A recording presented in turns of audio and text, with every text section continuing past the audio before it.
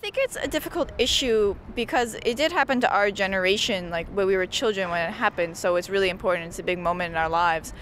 And I think we do need to remember it and we do need to memorialize it.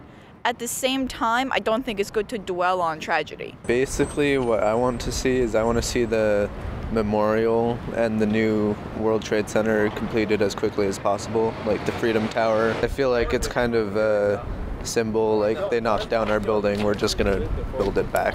Definitely have people get together and talk about, well, even though they already do a lot to prevent it, even more that we can do, like, because there's always more that you can do to expand on it, because I know that me personally, I'm still afraid that something's gonna happen. What I want to see for September 11th anniversary and remembrance is that we show more flags than we do on 4th of July, and that we show that we are better than them, and that what they did was wrong.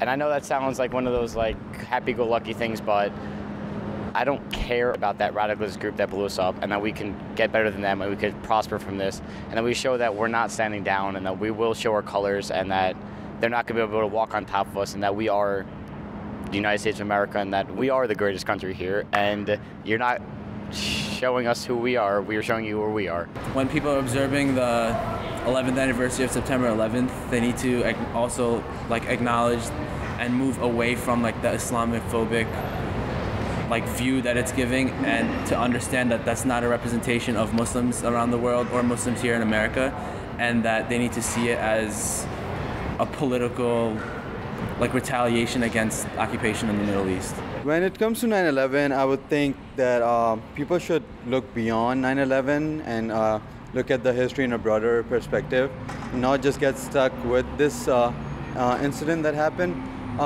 It was very unfortunate, but I think it's also good to know the history that followed that incident. I'd like to see more pro-American solutions and American exceptionalism and the idea of pride and unifying the country, rather than all this talk about building a mosque at ground zero, because I personally find that offensive. I know it's for a greater cause and for global relations, but you don't see the Middle East building churches and American sites at their bombing spots, so I don't think we owe it to them to do anything of the sort, even though it was only a radicalist group that attacked us. And I don't want to paint the Middle East with one brush, but I'm going to paint the Middle East with one brush until tensions clear up. I don't want it to become another political issue, because I feel like it's been exploited so much. I feel like it shouldn't be exploited anymore, because they keep trying to make it into something it's not. Like before with Sarah Palin and the construction of that new mosque, and how like it had nothing to do with anything, but that's how she got like a lot of publicity, I guess. And I don't want that to be something this election, because we have bigger problems right now.